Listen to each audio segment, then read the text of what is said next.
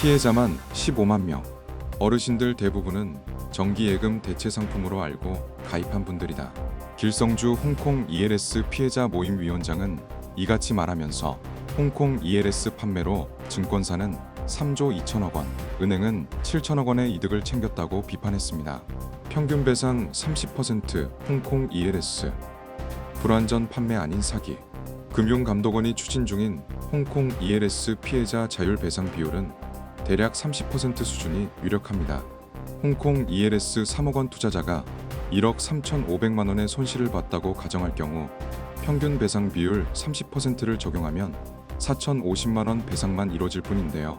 이기루 법무법인 LKS 대표 변호사는 알파경제에 홍콩 ELS 배상 문제는 불완전 판매가 아닌 사기 사건으로 다뤄져야 한다면서 배상도 자율적 부분 배상이 아닌 전액 배상이 맞다고 주장합니다.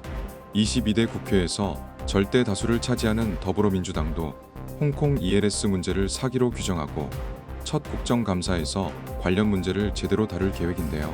더불어민주당의 한 관계자는 금융위와 금감원은 지난 DLF 사태 당시 홍콩 ELS 같은 파생 상품이 사기라는 지적을 받았고 관련 상품 판매 중단을 적극 검토한 바 있다고 증언합니다. 금융위원장, 홍콩 ELS 등 폐기 검토, 금융사 로비 의혹.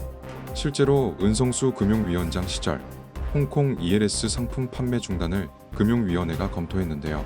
무슨 이유인지 상품 구성을 달리하는 조건으로 허용하면서 불행의 씨앗이 일파만파 재앙으로 바뀐 겁니다.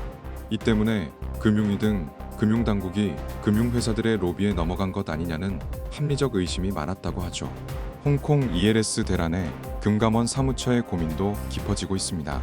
익명을 요구한 금감원의 한 관계자는 이복현 원장이 본인이 모든 책임을 지겠다고 해서 홍콩 ELS 자율배상 문제를 진행했다면서 지금 상황으로만 보면 실제 책임지는 것은 금감원 사무처 직원들일 것 같아 걱정이라고 귀띔했습니다.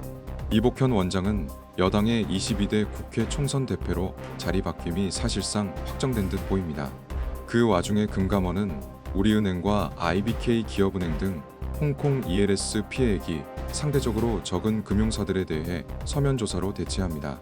현장 검사가 이뤄졌던 5개 은행을 제외하고 우리, 시티, IBK 기업, 수협, 부산, 제주은행 등이 대상인데요.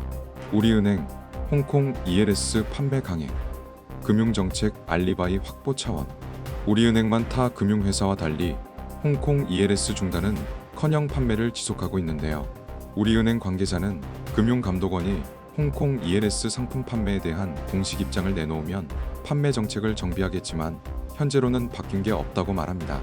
이 때문에 금융위원장 출신인 임종용 우리은행 회장에 대한 전관예우 아니냐는 말이 돌고 있습니다. 금감원 관계자는 KB국민이나 신한은행 등 피해 금액이 많은 금융사에 집중할 필요가 있다면서 실제로 현장 조사에 투입할 인력이나 자원이 태부적인 상태라고 해명합니다. 인력 부족 해명에도 불구하고 금감원은 이복현 원장의 지시 아래 더불어민주당 양문석 당선인의 사기대출 의혹에 대한 대대적인 새마을 금고 현장 검사를 단행했습니다. 사실 새마을 금고에 대한 감독권은 행정안전부 소관이니 금감원의 대대적인 검사 인력 투입에 설왕설래 말이 많습니다. 얘기를 다시 돌아와서요. 이 때문에 우리은행에 대한 금감원의 홍콩 ELS 서면 조사와 우리은행 홍콩 ELS 판매 강행 간 역학관계를 의심하는 눈초리가 높아졌습니다. 한치호 MB 수석 전문위원은 우리은행의 홍콩 ELS 판매 강행은 불완전 판매 요소만 없다면 멀쩡한 상품이라는 알리바이를 남길 가능성이 높은 작업이라면서 홍콩 ELS 공범 시선을 받고 있는 금융당국은 우리은행의 알리바이 확보에 서면 검사라는 간이 검사로 응수해주는 이해할 수 없는 처사라고 꼬집었습니다.